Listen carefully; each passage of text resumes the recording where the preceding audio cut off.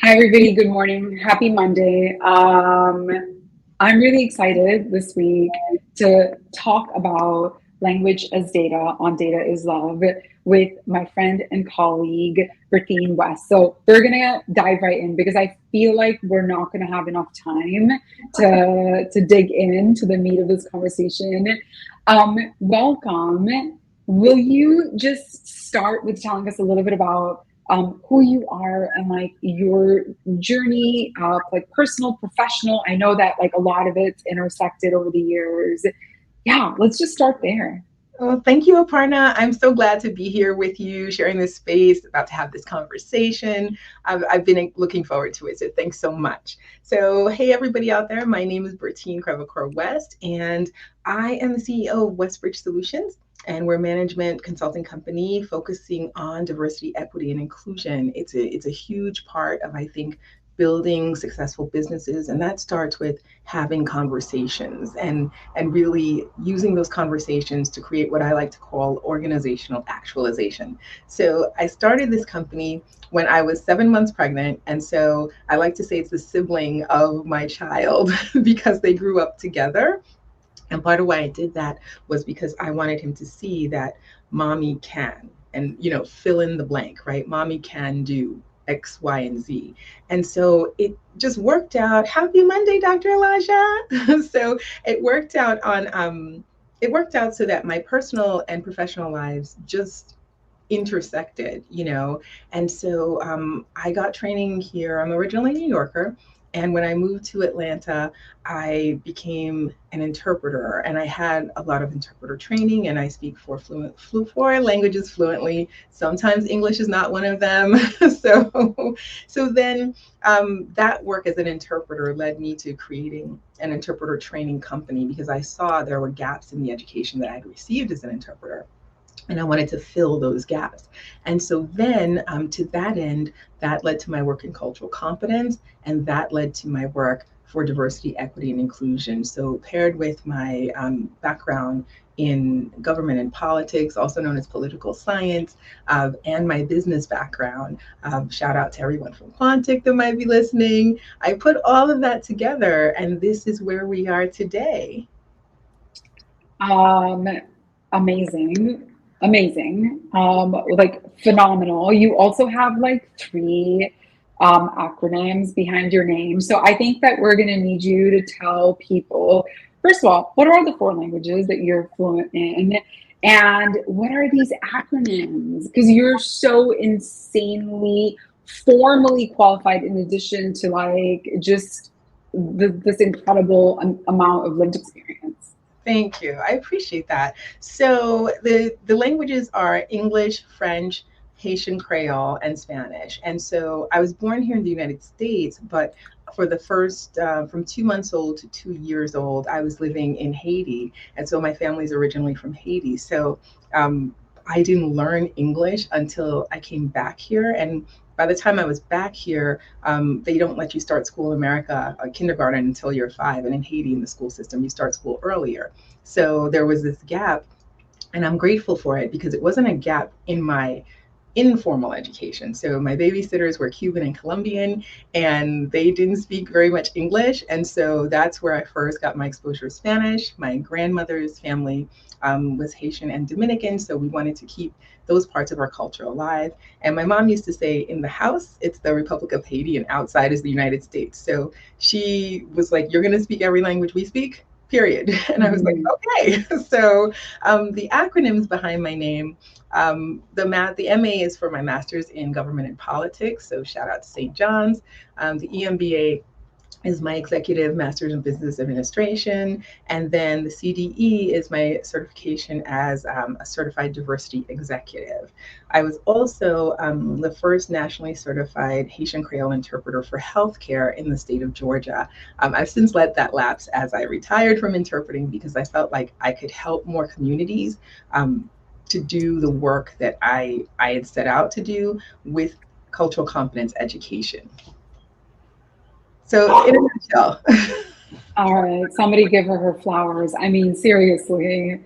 Um, before we dive into cultural competence, I I guess I have to ask you. So America is a pretty monolingual culture. I remember that when we immigrated here in the late '90s, people ranged from being curious to actually pretty rude if they ever heard you speak in anything other than English. And I think certainly after 9/11, there was this real incredible sentiment that like real Americans speak English. Mhm. Um, and at the same time, I think for those of us that speak multiple other languages, we kind of have like different personas Yeah. in the different languages that we speak, right?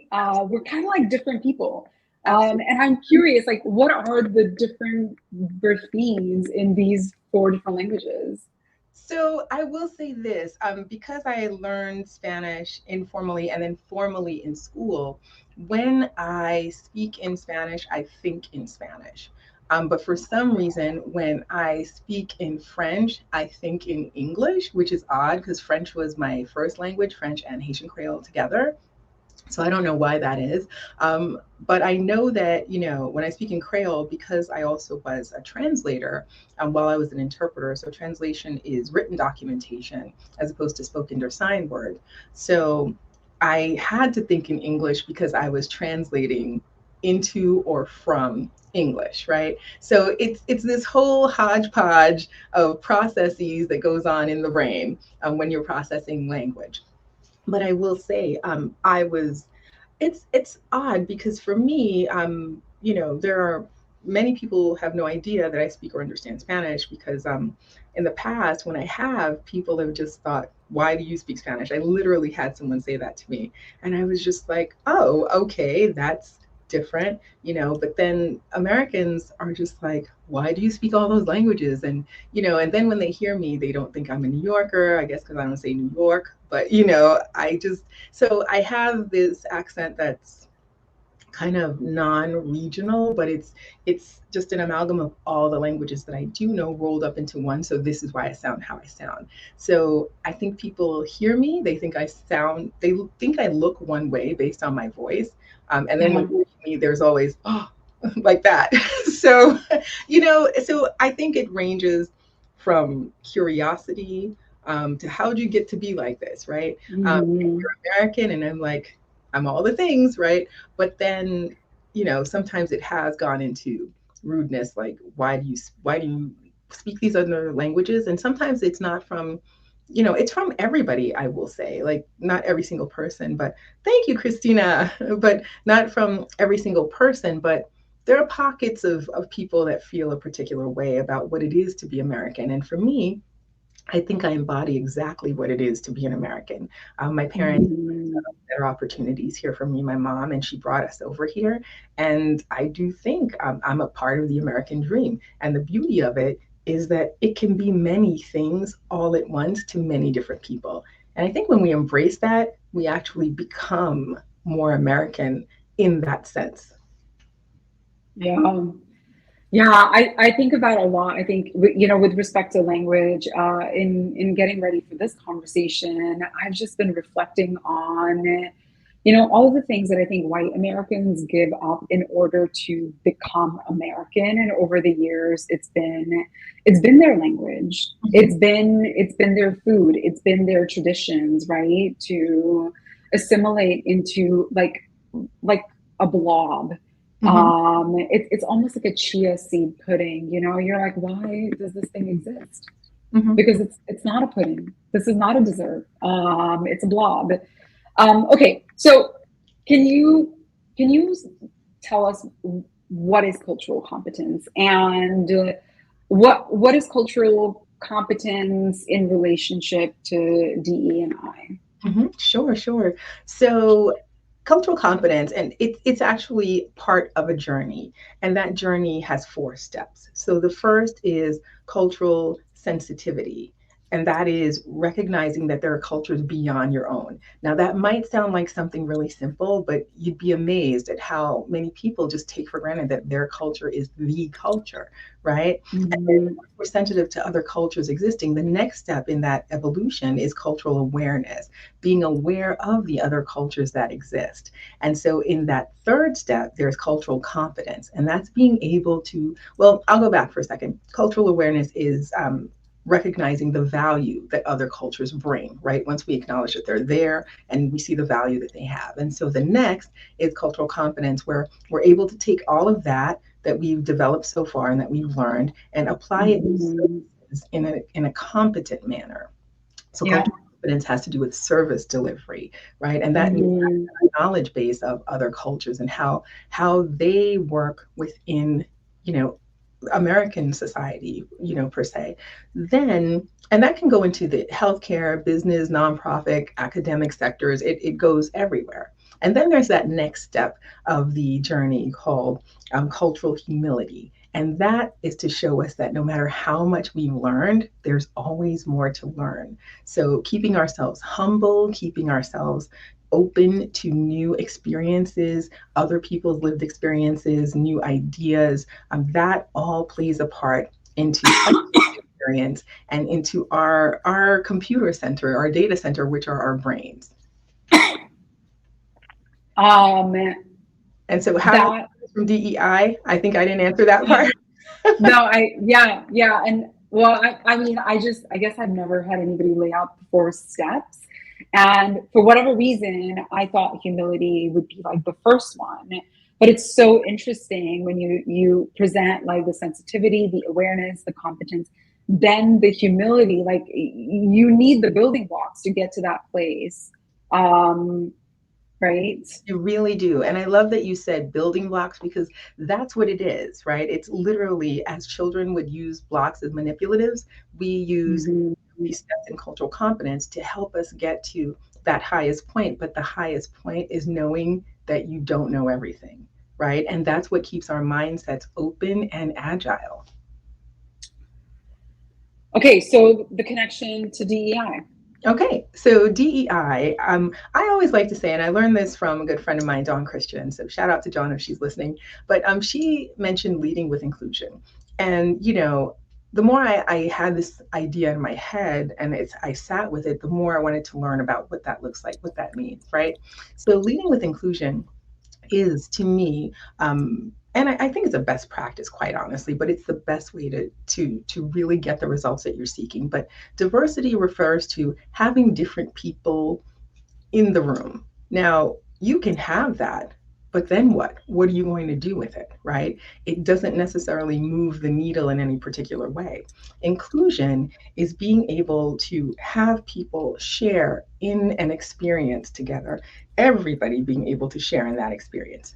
Now, equity refers to having people receive what they need in the way that is applicable to their specific need, right? So if I am, if I am, there's always that there's this visual that was given of 3 people standing on a crate, and each person is Yeah.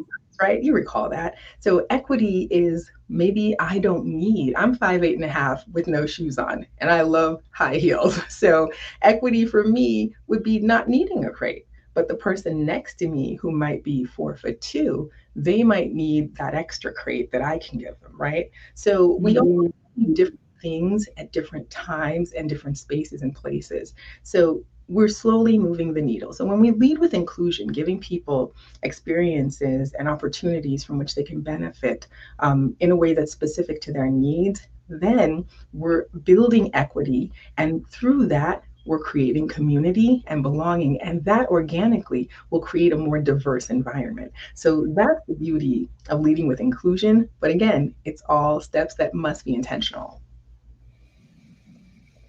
Um, as you're talking, they're like my mind is firing in a lot of different directions, right? We started the conversation with like all of the languages that you speak. And when I think of like different languages, automatically I think of code switching, which is what we do. We'll be like speaking to our friends. in English, and then with a client in Spanish, and like our mom in our mother tongue. Mhm. And for the most part, I think unless we're really tired or stressed, it's very fluid. Yeah. And and if you're a monolingual person, it kind of feels like magic because the person's personality changes, their mannerisms change, but it's just kind of happening in real time. Um, and it feels like building the skills of cultural competence is a way to learn how to code switch so that you can do equity and inclusion well. Um, is Most, that most definitely. So code switching, in my opinion, and in my experience, is something that is a privilege and a gift, right? Because not everybody is able to code switch, even even within, just speaking English, if you're a monolingual person, right? Which isn't good or bad, yeah, it just is, you can code switch within that monolinguicity, if you will, right? yeah. Um, because we are multilingual, we not only code switch linguistically, we code switch culturally, vocally. Because if you speak a Mhm. language that's more of a tonal language, right, the inflection in your voice is going to change. I tend to speak with my hands a lot, and that is partly based on culture, right? Which culture? That's the question, right? And so Yeah. while it may seem like magic, it is learned behavior, right? And so with that learned behavior, Mm. it allows us to, again, be agile, to move from one situation to the next. And a part of that is to uphold self-preservation, because I know that, in certain circumstances, like if we're speaking French, I could speak to you in familiar French, right, but I couldn't necessarily speak to a stranger that I've never met, right, because that would be considered inappropriate and rude. So we have to know how Yeah. to navigate those waters. If I'm speaking to an older person, let's say in Spanish, I would probably defer to them as don or doña, right, out of, Mhm. so I wouldn't speak to, a 5-year-old, addressing them with that, that Yeah. that way of that type of greeting. So I would really, I'd have to think about that. And after a while, you automatically start to do that because the brain is the human computer, right? It lets us know, like, which way should we go? We went that way before, we made a mistake. Next time we'll go this way, right? So this is what I love about cultural competence. It allows us to be linguistically and culturally agile. Linguistically and culturally agile. Okay, so when we started planning this, LinkedIn Live, you said language is data, and I want you to say more. What do you mean by that? Well, Parna, I love data. Data does not lie to us, right? And data, no matter whether or not someone agrees with you or not, that's not the point. When you present them with the data, um, that place is a starting point, right? My favorite political science professor, Dr. Frank Levinas at St. John's University, he once said to me, "Your opinions are good, but they don't matter. Show me the facts, right? Support them with facts." And so I always went by that. Yes, opinions are important, but they have to be supported by facts, right? I could easily come here and say, vanilla ice cream is the worst in the world, right? And people will disagree with me, of course, because that's my opinion. But what if, Mm-hmm. vanilla ice cream, I'm allergic to it, and a ton of other people are too. It's the worst in the world for me, right? It may Yeah, not be for 99.9% of the population, but I'd have data to support why I'm saying what I'm saying. And you still don't have to agree with me, but the data won't lie to you, right? I'm a foodie, so I had to use a food example. But to I that, love vanilla ice cream. It's it, like my favorite. it's I need a program to talk me out of it, but vanilla ice cream does rock. But I say language is data because, particularly of late, I see that, people use words interchangeably that don't mean the same thing, and a lot of times we think that they do. And so, when we have and use the proper words for things, and by proper I mean accurate and appropriate to that particular situation, person, description, characteristic, experience, when we use those words, what that allows us to do is to have clarity.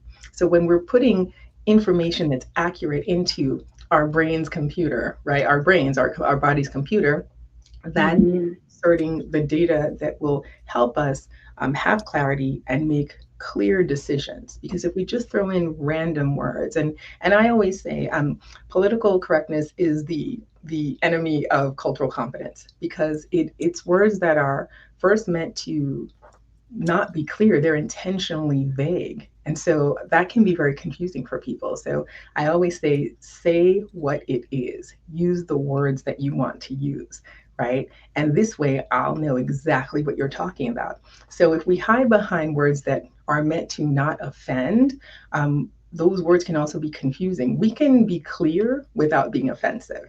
So when we learn what those words are, and then we use them in our everyday language, business language, well, professional language, personal language. When we do that, we're able to, on the professional end, establish a baseline of what issues we might have, and then come up with a solution that are going to solve those specific issues, have a pathway created for that, which are really policies and procedures, right? Once we're able to establish that, then we measure that against, well, we measure that by a survey or by, over a period of time, looking Yeah. at participation, engagement, all of those things, recruitment, retention, Mhm. that stuff. And then by the end of that, we're able to reach that pivotal point of organizational actualization. Because according to Maslow's hierarchy, there are steps that we have to take, first being psychological safety and shelter, in order to reach actualization. Language serves as the building blocks of that hierarchy.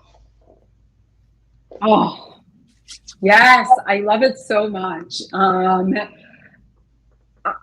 wondering, this is a little bit of a leading question, but I'm you, here for it. huh? I said, I'm here for it. You said, political correctness is the enemy of cultural competence, and that there's a lot of hiding behind words.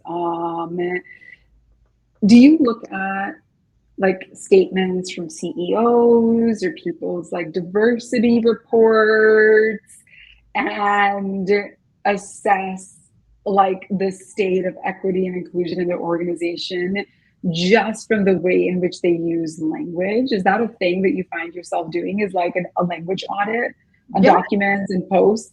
absolutely. That is exactly what I do. You are so in my head and my heart right now, Aparna. That is exactly what I do. Whenever I am tasked or have the honor of, potentially working with a corporation, I go to their website. I look for a CEO statement on diversity. Mm, And the first warning sign is if I don't see one. That tells me a lot. Then, if I do see one, I do a linguistic audit on that, right? Because I want to make sure that I am getting a clear picture of what the CEO statement is, because that denotes company culture, right? It does start from the top. And so we have to see what that CEO is saying.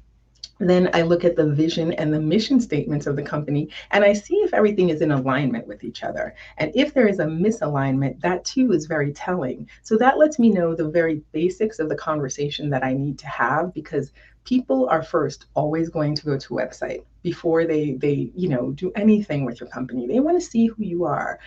If we're speaking, right, even here on this LinkedIn Live, people will see the speaker that you have. They'll look at their LinkedIn profile first, right? And that's yeah. expected of them. So we have to make sure that the language is clear and that the language is intentional and that the language being used is appropriate and correct. Is appropriate and correct. I'm thinking about a couple of months ago when we got the Dobbs decision, right? And Roe was struck down, and the world was looking at a lot of influential women to come and say something about it. And I distinctly remember this post by Melinda Gates that said that it was so many words, but it said nothing at all. She didn't use the word access, choice, Mhm. abortion, women. I think maybe it didn't even say that. And I was like, what is this commentary? Like, you basically came out and you used so many words, but like you could have used it for climate change, but like you could have also used it for like women in sports. Like, I mean, you could have just taken that post and used it in any number of contexts to mean everything and nothing all at the same time. And it really, really bothered me. And I think that that was probably the first time that I started paying that kind of attention. I'm like, what are you actually saying right now? Mhm, It's a mhm. lot of words. It's a lot of words. It's a word salad, and I literally don't know. I don't Right. know your position. There's a lot of jargon. So if if I'm an organization that wants to move towards cultural competence, I think it's safe to say that it's aspirational at best for 99% of organizations, and use language that's relevant, and correct. Mhm. Where do I start? What are some starting points? And because you've also indicated that it is not just your website, but also policies and processes, and right, it's embedded throughout. So where do I start? Well, first, I always say, of course, start from the beginning, and that is internally. If we're talking about us as individuals, as a company, it's also looking inward. So I love doing an internal SWOT analysis, right? And that lets me know exactly where I stand. And for organizations, it lets you know, these are your strengths, these are your weaknesses, these are your opportunities, and these are your threats. Sometimes those Yeah. threats are internal, right, as opposed to external. So an example of an internal threat is perhaps, you know, look at your turnover rates, right? Are they acceptable? Mm-hmm. Are they more men than women? Are they gender specific? Are they class specific? Are they, you know, are more senior managers leaving? Are more junior staff leaving? If so, why Yeah. is that, right? What percentage of, you know, Gen Zs and, you know, traditionalists and baby boomers and Gen Xers do you have at the company? How are they interacting with each other, right? Because that Mm-hmm. company culture. That all has to do with language. It all has to do with mindset. And that speaks to cultural competence, the overall culture of the firm. All of that would be considered a possible threat, depending upon what the numbers say, right? So that Yeah. SWOT analysis, that tells us a lot. The opportunities in that might be that, you know, people do want to engage. You might think about, you know, when we're talking about succession planning of a company or mentoring versus sponsorship, right? These things, this is an opportunity for intergenerational communication within the organization. So our Gen Xers, well, Gen Xers like myself, you know, Gen baby boomers and traditionalists, they would provide a foundational component to the company, whereas the Gen Zs and the millennials would provide, you know, a new influx of you know, intellectual power there, right? So we can work together Yeah. to the goals that we need for the company. Opportunities are boundless, but we first have to look inward and see what the problem. Yeah. Ooh, I wonder, you know, you're talking about the turnover rate and like who is and isn't getting promoted, who is and isn't staying. And Mhm. I wonder then, like, yeah, like what if you audited people's like performance reviews? You Right? know, would they line up? I mean, we know there's a dearth of data of like there's a dearth of real actionable data in a lot of organizations. They're either not collecting it or they're not analyzing it. Mhm. But we have a lot of institutional research that suggests that the language of performance reviews Right. can lead to turnover. I don't want to stay if this is how you're reviewing my performance or if this is how you're treating me, right? Right. Or the language of even interviewing. We had our friends from an organization called Humanly that Mhm. uses it conversational AI, and one of the things that they discovered is that women get something like 7 minutes, 7 fewer minutes to talk in a 30-minute interview. Mm. And you're like, 7 minutes in a 30-minute interview. So when did they talk? How much They did they talk? they They didn't. didn't. And think They about didn't. the quality of what they could say in that 7 minutes, right? Imagine being in that position, right? As we all have been at some point or another, but you and I at the place that we are now in our careers and in our lives, we'd reclaim that time, right? We wouldn't let that go. But what about the person that is brand new? What about the intern that is starting, right? What about the Mm, CEO that might be worried about her position and what that's going to look like. So we have to take a step back and we have to think about, gendered language. We have to think about Yeah. the 360 interview. Who's in the interview Mm, being used, right? Even the yeah. I remember saying this to a friend, and she had said, something along the lines of, she was speaking to someone and she said, "What's wrong with you?" And she was telling me that Hmm. that is not the best way to first address anyone, but then start a conversation and get to an answer, right? We have to reverse engineer how we even get to those answers. So I said a more culturally competent way of trying to find out what an issue is not putting that on the person and saying what's wrong with you, but what's the matter, right? Yeah. Even small things like this elicit a different response, right? Because when you're asking someone what's wrong with you, you're putting them on the defensive, right? You're putting them, and the tone doesn't even matter. It's the literal language that we're using, right? So Yeah. closing a door before we've had the opportunity to explore an issue that we could potentially help with. So Yeah. asking somebody, what's the matter, right? That opens Hmm. the door and it really creates the pathway to having a conversation that might be very simple or might be, a more challenging one. But at least the pathway now is open.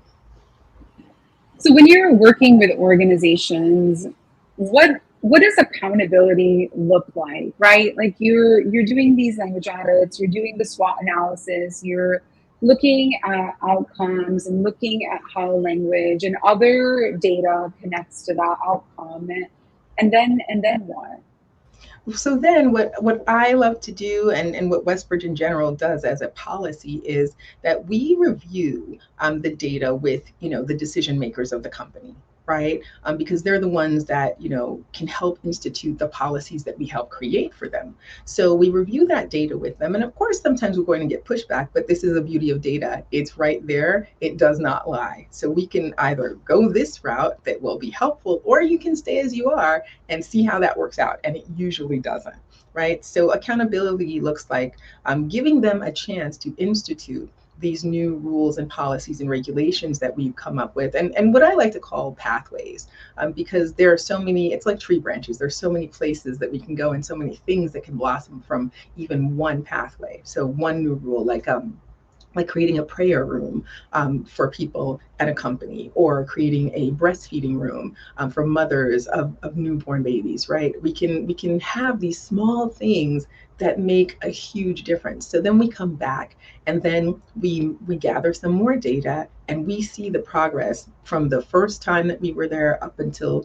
let's say 6 weeks to 6 months, right? And that's how we're able to measure progress. Also, that's how we're able to see a regression, which is hopefully not the case most of the time, right? But then that's how we create an accountability structure and benchmarks, right? So we say, if you keep doing this, this may happen. And if it does, then here's how we continue that path forward, or here's how we can tweak this to get the results that we're seeking, right? It's always touching, like we always want to serve as a touchstone for our clients, because this way they know too that we're on this path and this journey with them. It's not, this is why I don't believe in performative anything. It's not, okay, do this, take this test, you're great, you've done your 1 hour diversity training, right?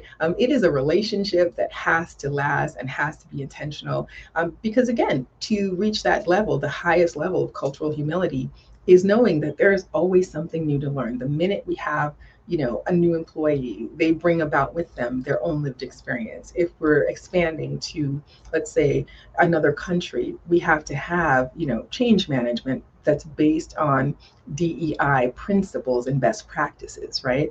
All of that is something that has to be intentional and we must take time with it. Okay, intentional, take time with it, not performative. And at the same time, I think that, whatever gains we made in the past year where workers had leverage, um, we're losing that real fast. We're losing that leverage. I think, companies companies don't want to give an inch. And we've seen that in town halls from like companies like Facebook, Mhm. big and small companies, right? They're basically like, oh, we want you to work hard. We're going to monitor everything that you're doing. We're we're not going to give you an inch. We don't want you to have that leverage. And so, you know, in closing, will you give folks that are listening a couple of clues to look for? How do you know when an organization is ready to do this work? Well, What is the data? What are the indicators that you're looking for? so we know that organizations, and I really love that question because it's one that we always have to ask ourselves. And I've become a fan of saying no to organizations more than yes, because what I've discovered is when they are not ready and they are being performative, it may not be intentional, but they're like, yeah, we want you to come and train our team and all of this stuff. What it looks like is training the staff, but nothing else. And training, quite honestly, is the last thing. We have to start looking at policies. Training is leaves to a tree, whereas policies are the roots of that tree. So we look to see if they are amenable to changing their policies, because the policies are usually what the issues are, right? As you mentioned, it could be related to companies wanting people to work hard. My challenge to these companies is, do you want your company, your team members of that company to work smart and effectively and be agile? Because working hard is, again, a very vague term. I can work hard in 3 hours if I'm a millennial, right? But if I'm, a different generation, that might look like an 8-hour day. But what if I don't need an 8-hour day as a Gen Xer? I can tell you I do not, right? Working hard for me looks different. So we need to think about companies who are willing and able to make those kind of fundamental changes to their policies, which will inform their workplace cultures. So I would always say, push back and challenge and ask the hard questions, because not every company is ready. And if training is the only thing they're thinking about without any data, that is a waste of time for us and them. And so that, on the face of it, is performative. So the last thing I would say is to also take, make sure you understand who is working for you and how they're feeling. The way we feel has a lot to do with the language that is being used. If I'm an employee and I don't see language that applies to me anywhere, right? Similar to that word salad you were talking about, right? If bathrooms, for instance, are not for me, what if I don't identify with any particular gender, right? Why can't there just be a bathroom for everyone, right? A unisex bathroom, if you will, or a multi-sex bathroom, or a non-gendered bathroom, something as simple as that. If language is not applied to me, and this could be for anything, for regarding race, sexual orientation, or skin color, or whatever, right? Anything that makes me different or me, if I don't see myself represented or at least welcomed in that company through language, Mhm. why then would I stay? Why then would I be engaged? Why then would I feel included? Diversity won't matter because I'll be gone, right? You lose people who matter when you don't make a place for them, and that starts with language. Yeah. Clearly, we need to send this recording to everybody who's about to have a really difficult conversation with their clients or their bosses. So here's my high level takeaway. One is that language informs culture. And there are discrete aspects of that culture that we can measure, right? We can do a language audit. We can do a SWOT analysis. We can start to see the connection between the use of language and certain kinds of outcomes like turnover or, retention. Um, and then you said in terms of the flags, right? Are people focusing on building the root systems or digging deep and laying the foundation? Last week, my friend gave the analogy of knitting and yarn, and are you willing to untangle the yarn? Or are you going to keep tugging and it's just going to make it tighter and messier, right? You can't keep knitting if you don't unravel your yarn. Mhm. Um, I love that. and do you like that? I mean, I really love that. I really love that analogy as well. And is there a desire to actually set up systems and processes and signal to people that you're valued? Or, yeah, are you like having a pie in the sky moment? You're using all of the right words, but there's no actions that follow through with that. And I think in that way, yeah, like noticing language can be a powerful source of information as we start to assess like equity and inclusion in an organization. Ricky, thank you so much. I feel like I can talk to you for the rest of the day and, keep untangling this ball of yarn. But we're going to say goodbye to everybody that's listening. And hopefully we'll have you back again to keep untangling and wrestling with this. Oh, Thank thank you. you, Aparna. Thank you so much. All right. Thanks, everybody. Have a great week ahead. We'll be back next week.